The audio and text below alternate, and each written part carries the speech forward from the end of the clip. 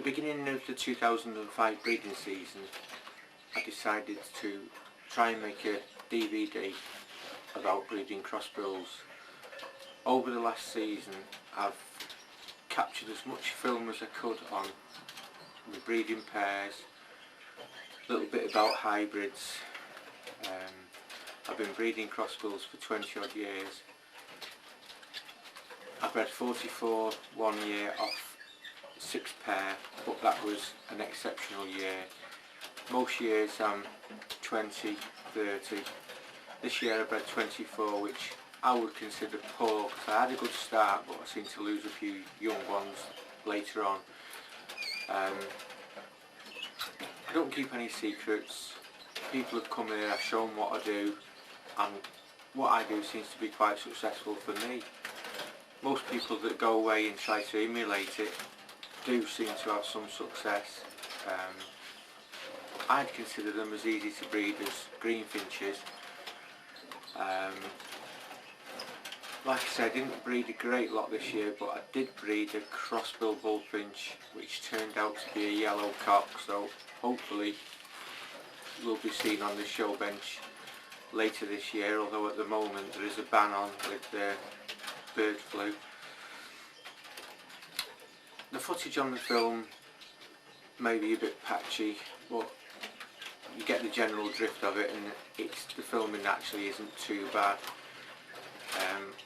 I was limited for time, and I just literally left the camera in the bird shed and photographed, filmed as much as I could each day, compiled the best footage, put it together, and hopefully you'll get the gist of what breeding Crossbills is all about.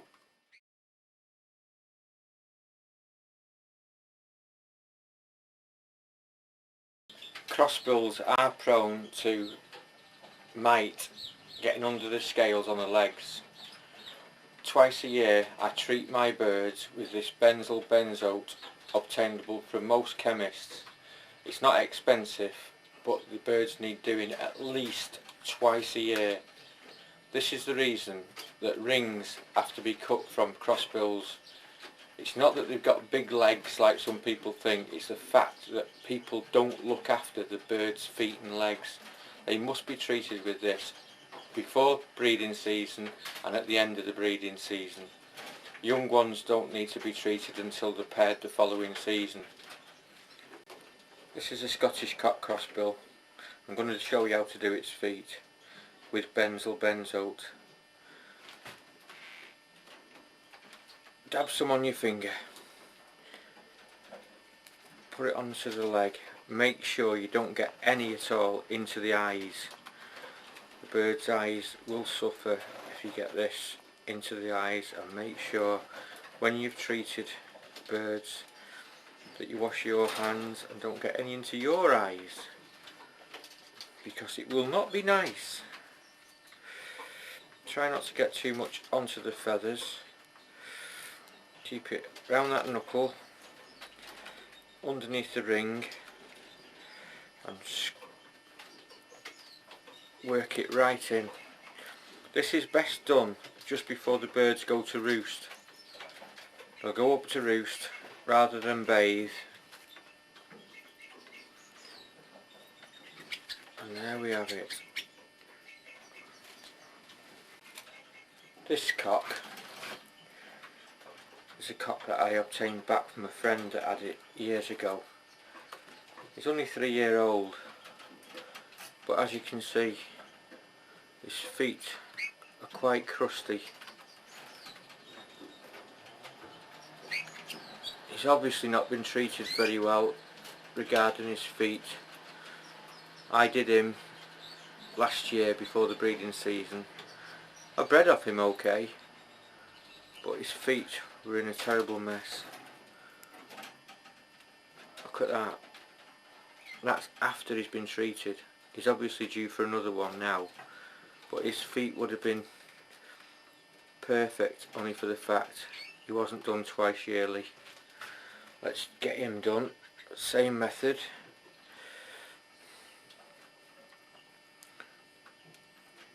This will kill off any bits of nasties, rub it right in.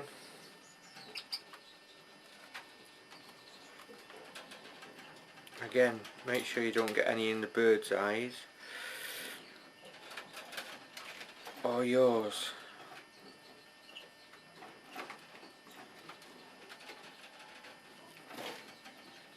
Rub it well in. It's harmless to yourself. It doesn't cause any irritations. Needs a bit of a nail clipping as well. See how that's a wee bit crooked? So we'll do that at the same time. This is the end of the breeding season, obviously. Just nick it off a little bit because it's not growing very nice. Again with these, make sure you don't cut them down to too close to the wick. The crossbills generally do keep quite nice feet and short toes with them forever climbing and crawling and doing. This bird's quite bad, so you may need another treatment in another month or so. But if you see your bird's feet going white and broken like this, get them treated.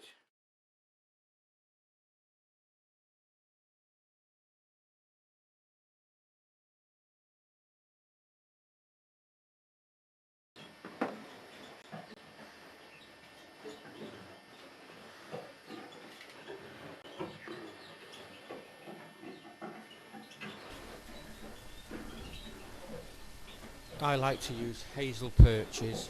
I think they're kinder to the bird's feet than dowling. All my aviaries are 2 foot wide, 6 foot high, 6 foot long. The floor is covered with a rough sawdust, specially formulated for birds.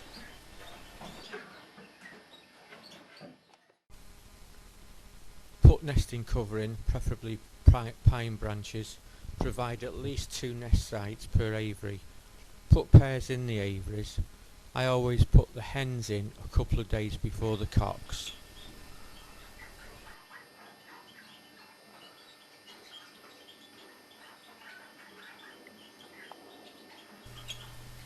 Crossbills that chew the aviary and branches are the better breeders.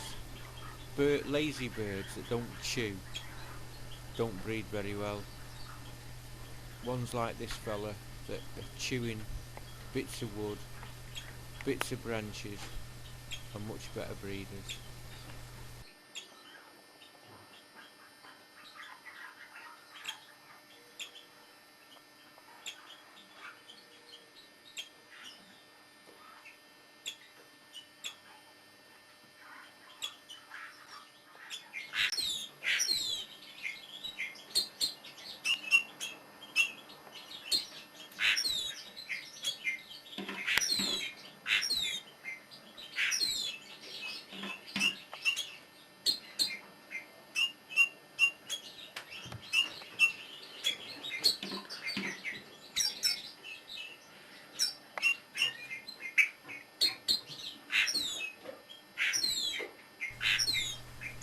Both the cocks and hens sing. It can be confusing for some people. Some people can't sex crossbills too easily, especially when you get colour-fed hens, colour-fed cocks. This is a nice yellow hen. A lot of people might be conned into thinking that this was a cock. Such a good colour. I like to try and provide 6 fir cones per day, per pair, just for a month, starting at Christmas.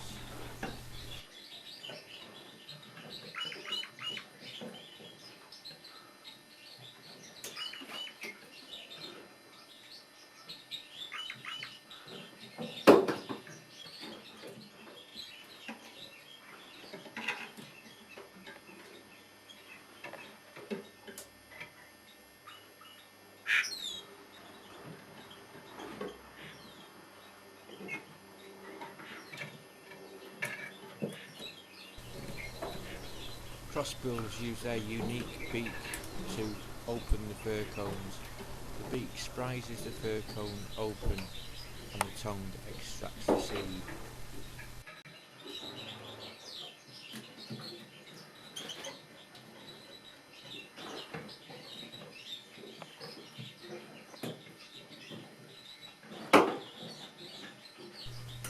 The banging noise that you can hear is other crossbills dropping fur cones onto the floor.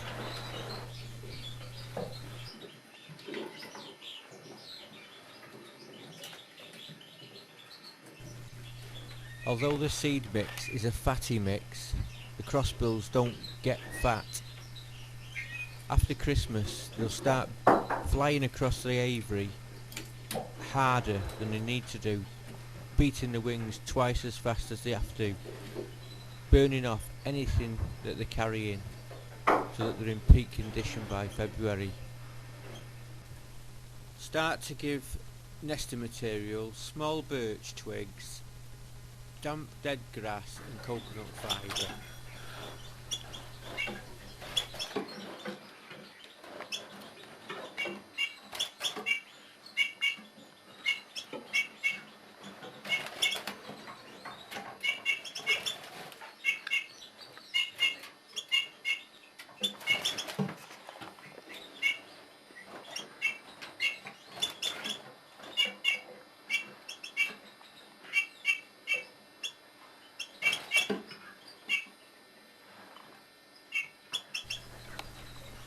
It's not very often that a single pair of crossbills will breed. They need the noise stimulation of other pairs around them, so it's best if you can afford it or obtain them that you get two pairs.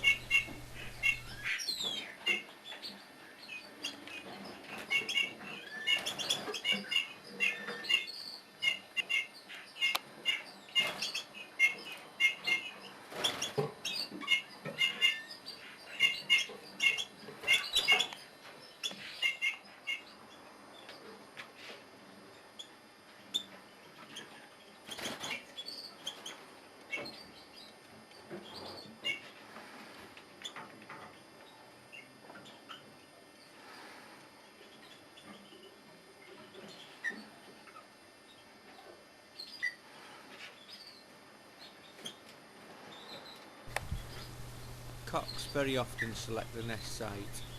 The hen will follow and build a proper nest where a cock has built the foundations. If you think that they're not getting on with it quick enough, there's a good possibility that they're not happy with the nest site. So try and add a little bit more nesting cover or another basket, probably higher up or in a different location than the two that are already in, and they will get going.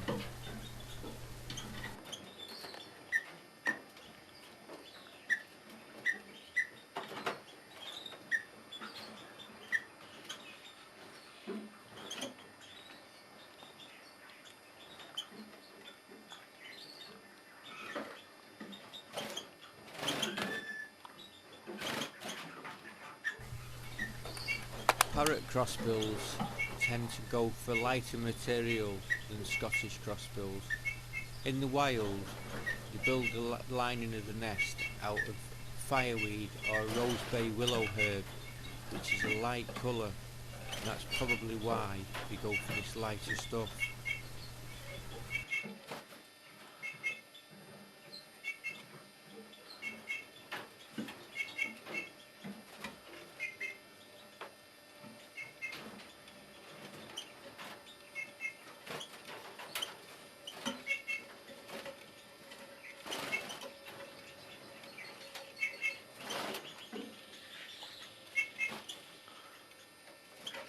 Make sure that you provide cuttlefish. A hen will probably go through 2 pieces in one breeding season.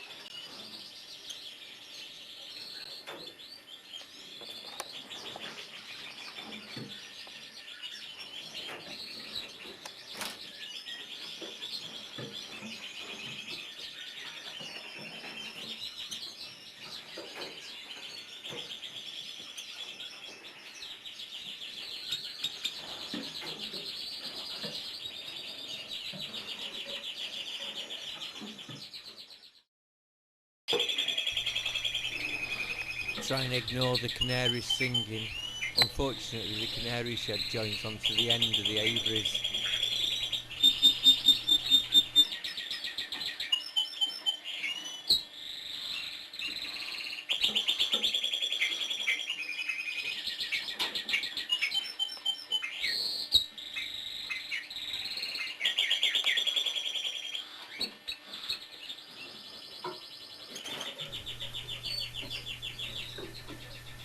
Look how these pills have destroyed the nesting cover. It's chewed to pieces. I very often go in and replace some of the branches, just stick some more in there.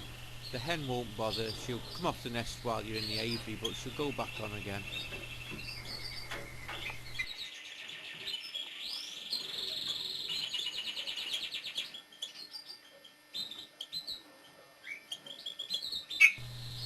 Simple wire baskets are all I provide, made of twill weld, just into a cup shape like a large ice cream cone.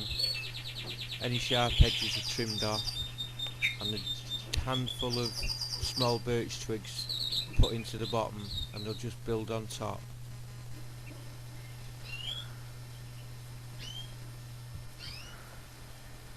You will rarely find an empty eggshell in a crossbill aviary. They always get eaten. The extra calcium is needed by these big strong boned birds. They'll put it back into the young ones.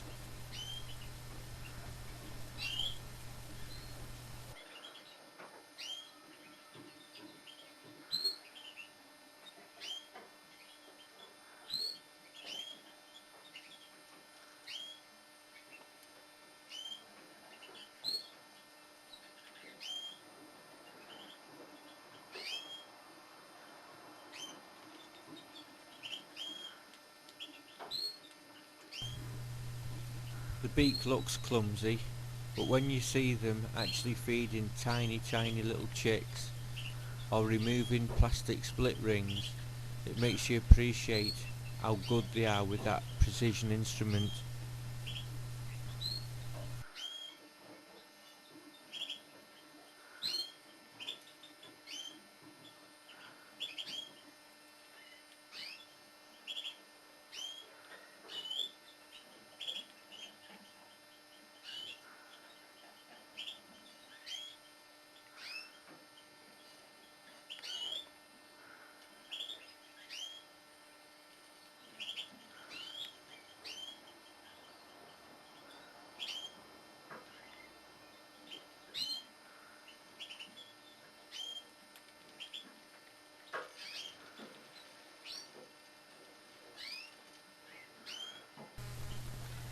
Once young hatch, soak the seed mix. I soak mine in Vanadine V18. Vanadine V18 is put in all the drinking and bathing water.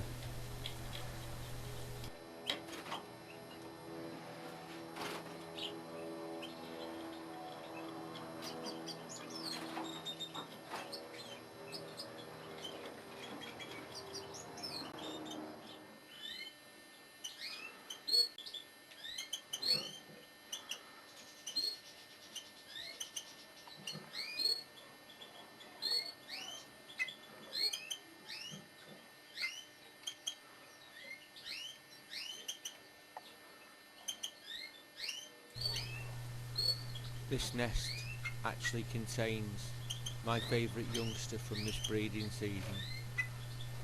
As the video commences, I'll keep pointing him out. I did put a plastic black split ring on him so that I could follow his progress.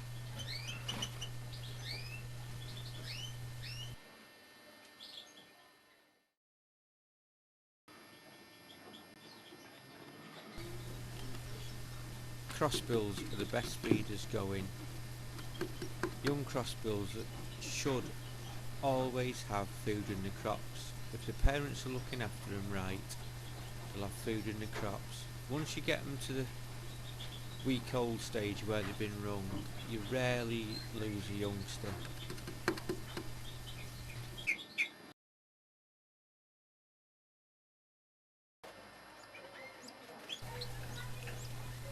I don't bring the youngsters out the aviary to ring them. I do it all in the aviary. I just take the young out the nest, drop down to a lower level on my knees, ring the youngsters, and then pop them back in the nest. I use a JJ ring. This chick would have been better left another day. It would have been a little bit bigger, a bit more of a squeeze for the ring to go on, but it wouldn't have had no fear of it coming off. It would have stayed on. That chick will be okay, but I'd rather do a day later.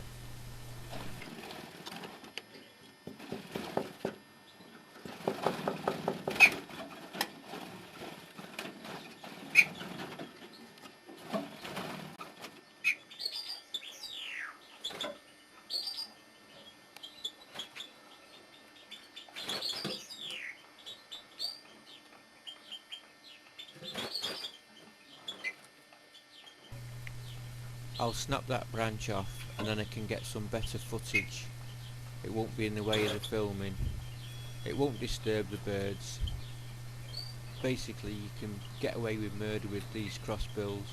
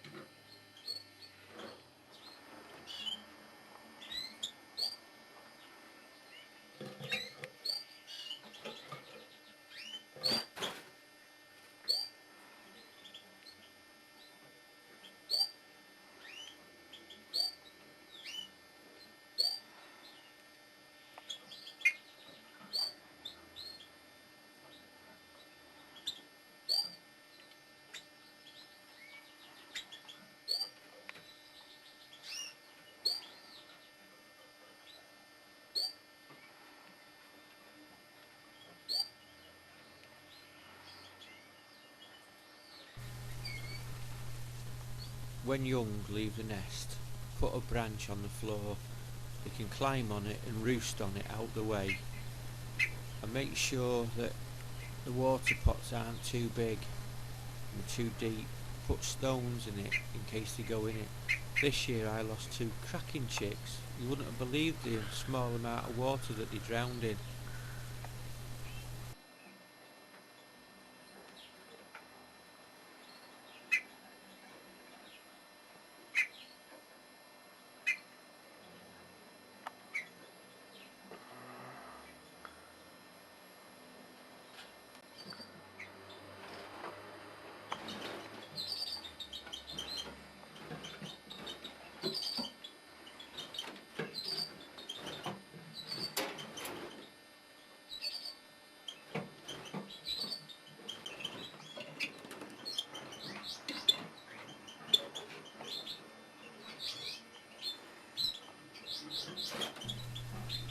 This is the aviary 3 days after I snapped that branch off.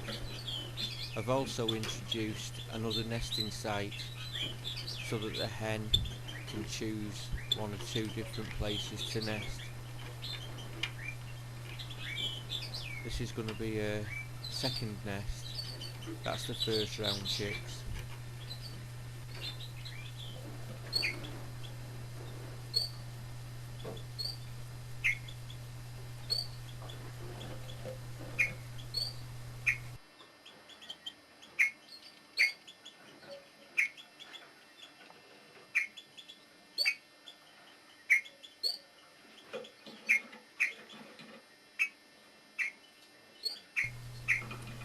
This is 6 days after I snapped the branch off.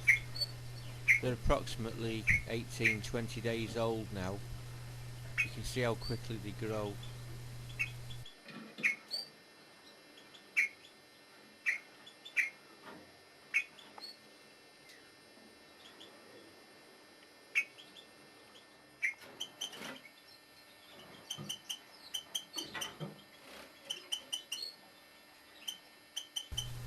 This is the pair with the chewed up aviary. There's 2 chicks in this nest. I'm going to ring them both with black plastic split rings. This is the little fella that are gonna follow through the video.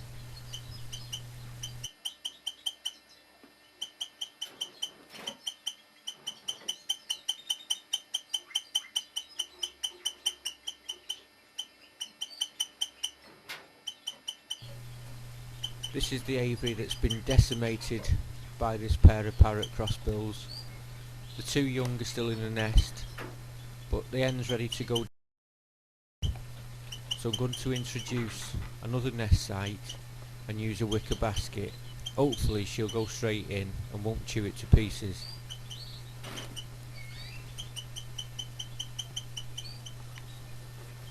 This is her on eggs 16 days after the previous clip.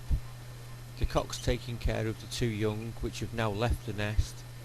This is the young cock with the black split ring on, and we'll see how they go on with this next round.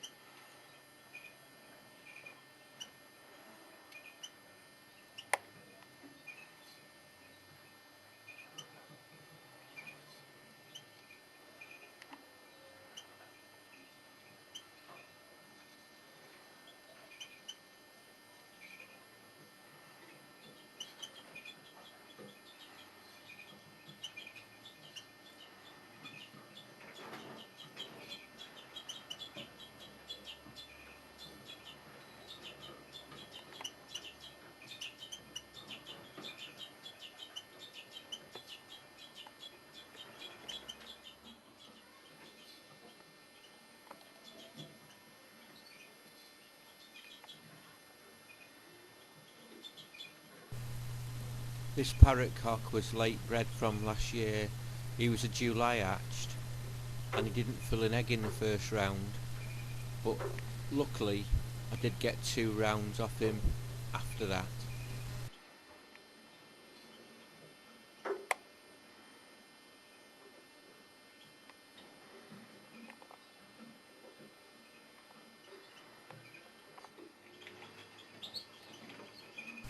It's not uncommon for crossbills to more or less go straight down onto a second and third round. This chick here is almost ready to leave the nest. The cock's feeding it, and if you look into this basket over here, the hen's already on the next round of eggs.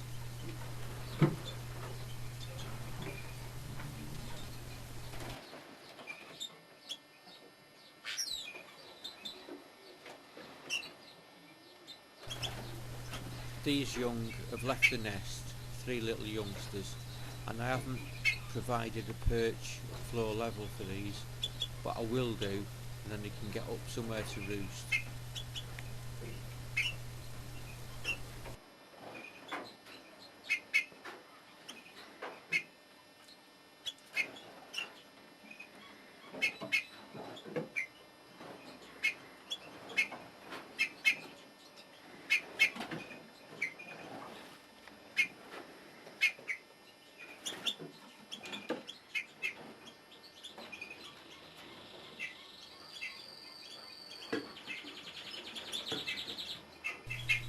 I've never had one young crossbill thrown out the nest through ringing.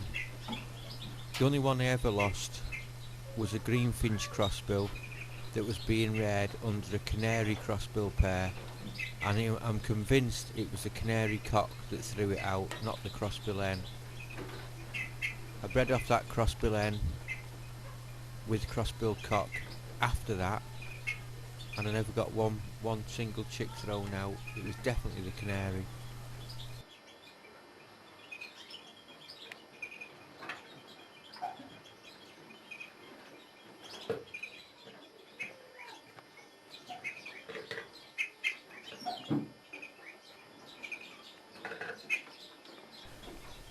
The cordless screwdriver plays a big part in my bird keeping. New branches, nest baskets and cuttlefish are all screwed to the walls. This is a young cock. You can tell by the lighter flecking on the breast and the slightly yellowed throat area around the Adam's apple.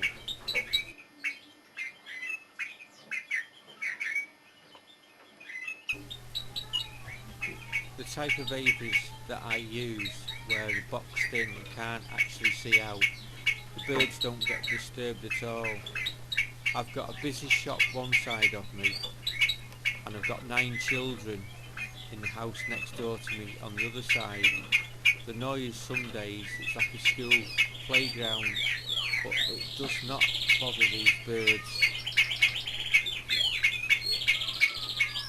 If you have a look at the head markings on this crossbill, especially on the top of the head, that's the trait of a yellow, good yellow cock showing dark markings. When you see the hybrid that I bred later in this video, you'll appreciate the markings on that bird.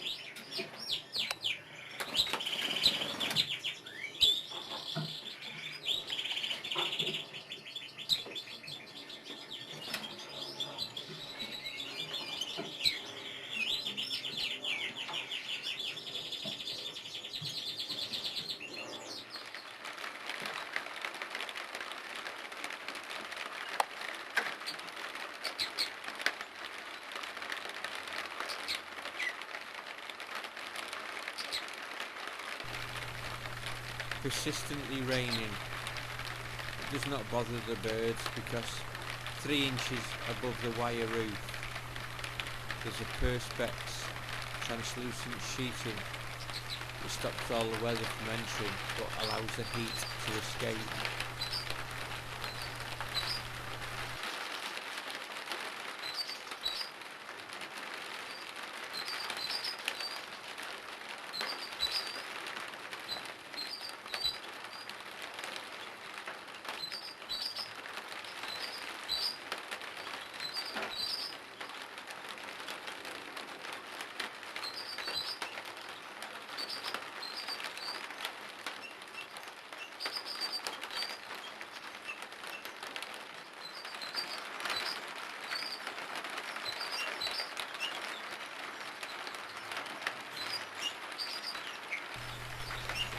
This is a young cock.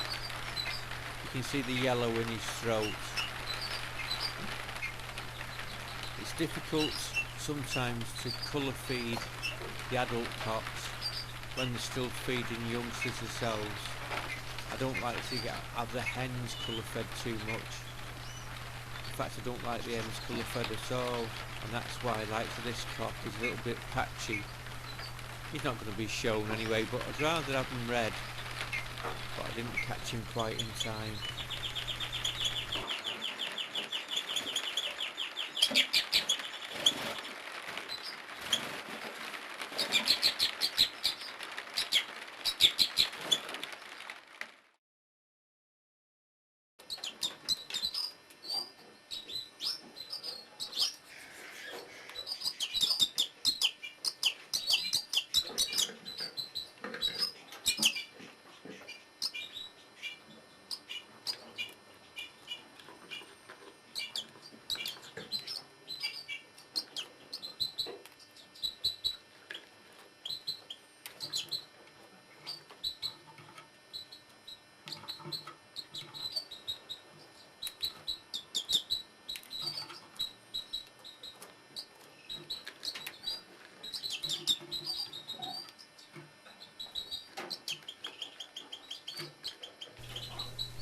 Normally I wouldn't have this nest as open as this.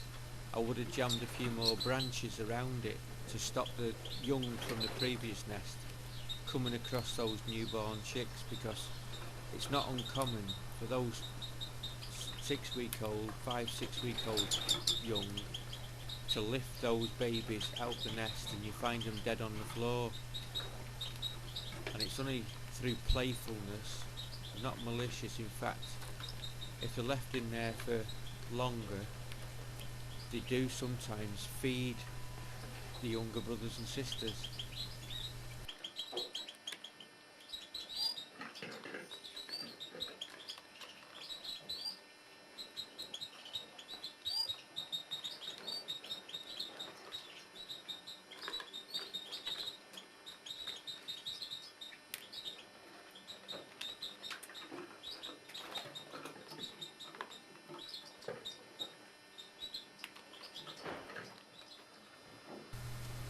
Young crossbills have to be fed by the parents for a long time, probably about 5.5 weeks, so I don't remove any young until the 6.5-week old.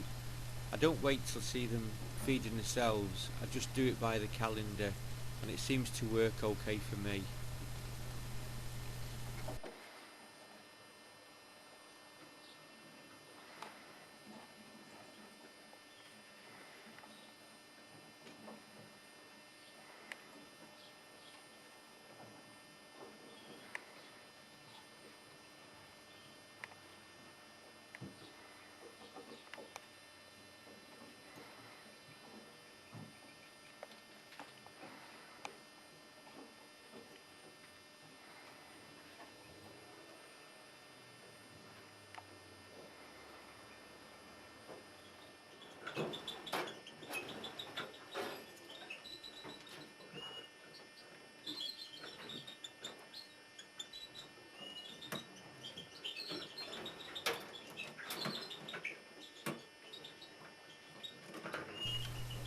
This is a cock that's not been colour fed.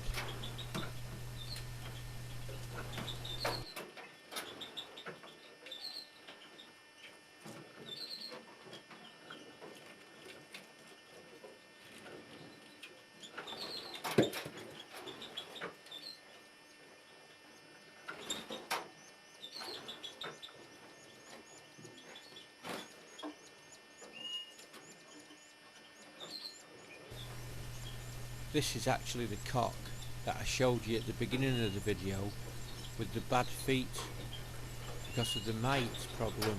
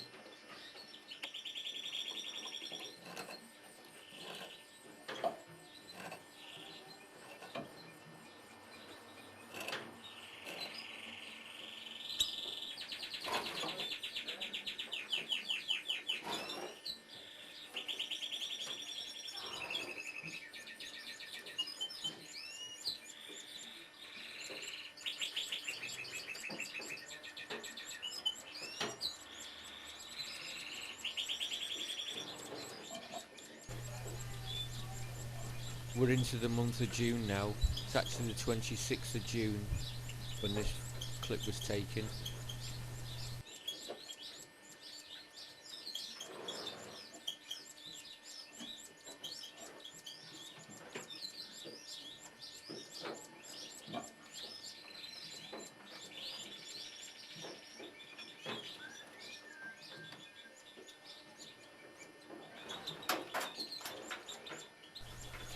This is the same nest as from the previous clip.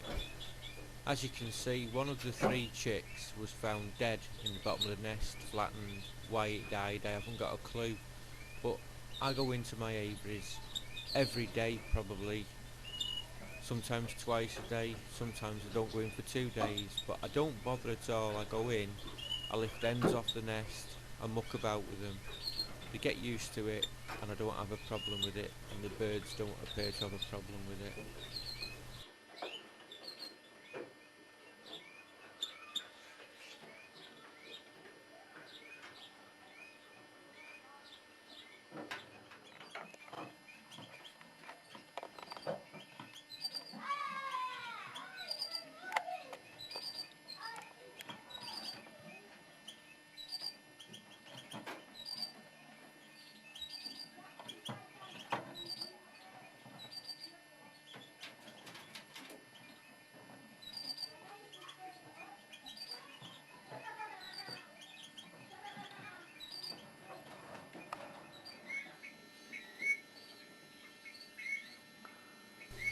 This is another young cock bird. For some reason, different seasons, you breed more hens one year, more cocks another. I've never known it quite as bad as with crossbills, where you rarely breed 50-50, you always get cock years and hen years.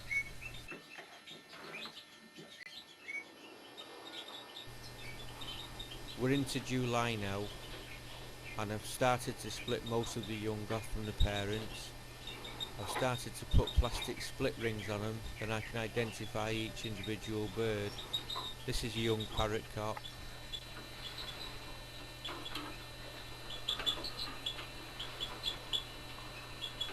This is probably the same cock. I put a black plastic split ring on this bird. Yep, that's the fella. A nice yellow cock. While they're on colour food, it appears to give them a burnt appearance, but a couple of weeks off the colour food and the bloom starts to come back in them. This is a colour fed hen out the same nest. I don't normally colour feed the hens, but I was short of one or two aviaries and I had to mix a few sexes.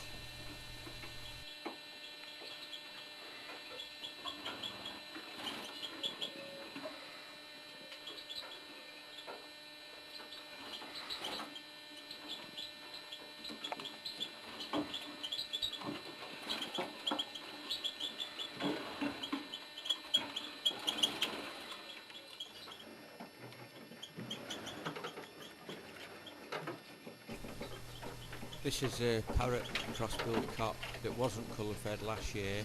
I bred a few young off him this year and he's just starting to get the colour coming through on his chest.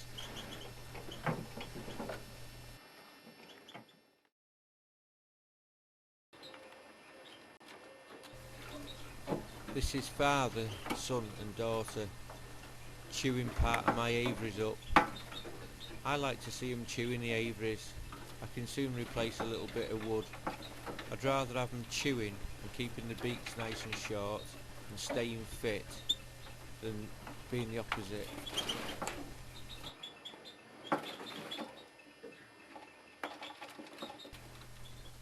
This is a piece of 3B2 in one of my aviaries.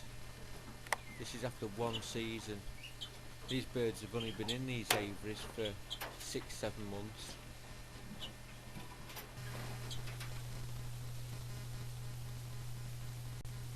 This is the parrot cock that wasn't colour fed. One of my Scottish cocks. Here's a young parrot hen, black ring. Here's my favourite black ring parrot cock. Nice Scottish hen.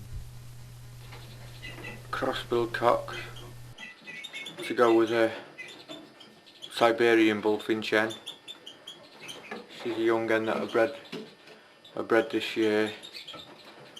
That old cock's bloody filled dozens of eggs with crossbills, with bullfinches. Dark Irish hen. I'm going to try with a, hey up beauty, I intend to try with a crossbill cock. One for next year hopefully.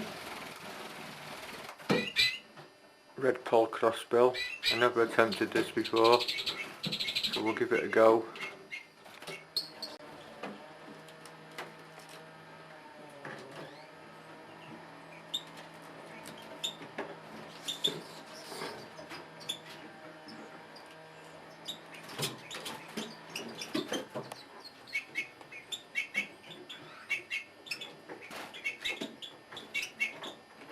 Young cock, daddy in the background.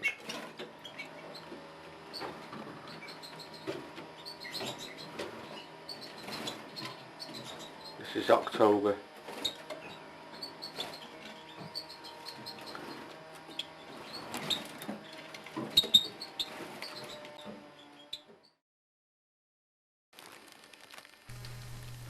Crossbill cock sunbathing. Aye.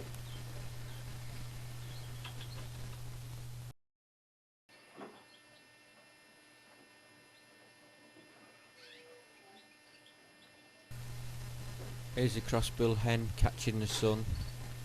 It's one of the favourite pastimes on a warm day.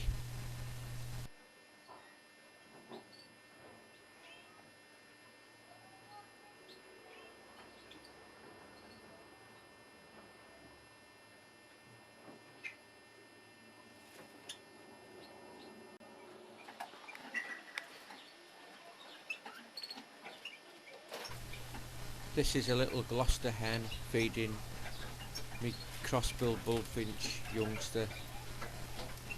She reared it to 12 days old, then I hand fed it.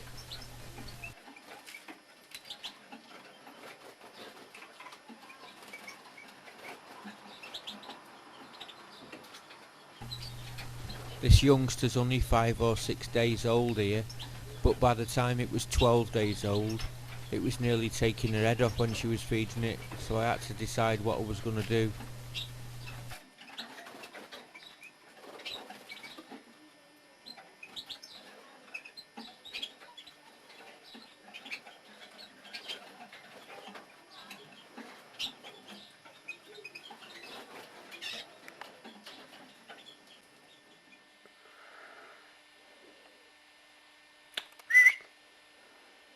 Come on.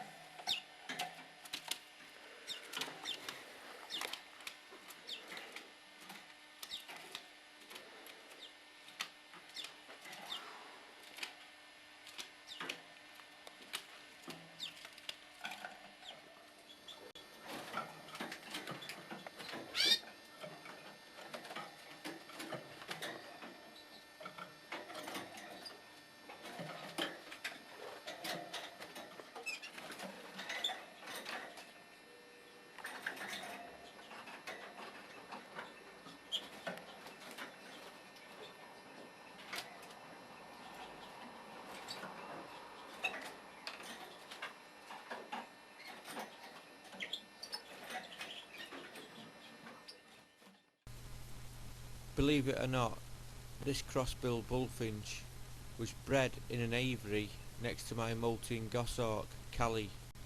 She flies at £2 and she's bouncing back and two in the aviary.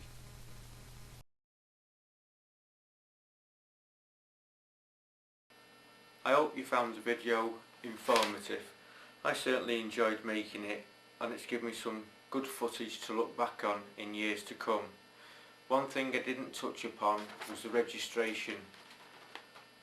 Each bird needs to be registered with DEFRA. The registration form follows the bird round like a logbook on a car. It costs £6 for a transfer and £6 to register it when it hatches. I personally don't register them until they're 3 or 4 weeks old. By then I know they're safe and I'm not paying £6 for a bird that might die in the nest. Other than that, good luck if you have a go at breeding them.